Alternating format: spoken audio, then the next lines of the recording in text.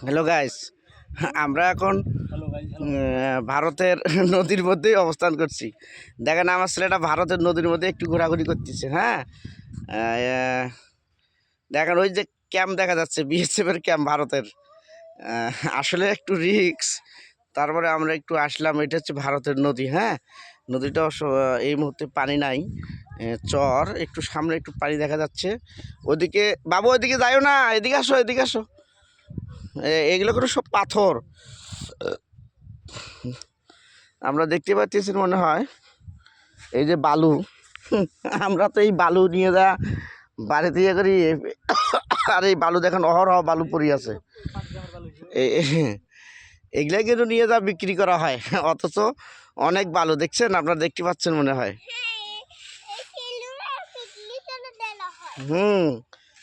ওই যে আমার ছেলে বলতেছে এগুলো নিয়ে যা বিক্রি করাও যাবে। ঠিক আছে, এই দেখেন পাথর তোলার কাজ করতেছে অবশ্য সবাই।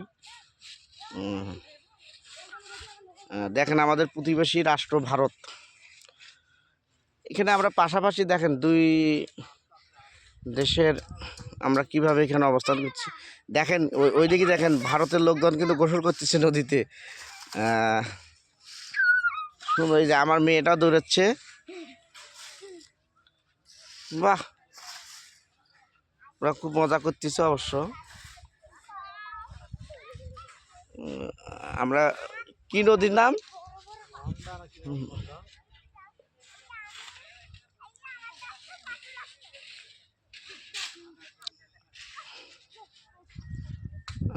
আসলে আপনার কাজের সাথে যদি একটু বিনোদন না থাকে তো আমরা ভালো মনে। এটা হচ্ছে মহানন্দা নদী, সীমান্ত নদী, অর্থাৎ ভারতের।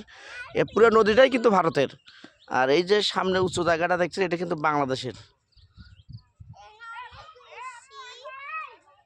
দেখতে পাচ্ছেন কি? আপনারাও ঘুরতে আসেন, জায়গাটা খুব ভালো লাগবে অবশ্য। আমরাও আছি, আপনারাও আসেন, খুব মজা পাবেন। এটা সব কিন্তু পাথরের ভালো। আসো আসো আসো আসো আসো।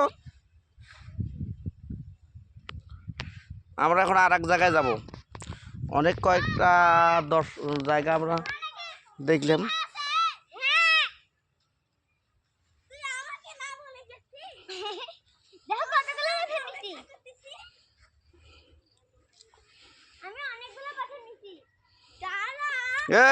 এদিকে আসো, এদিকে আসো, পুলিশ আছে।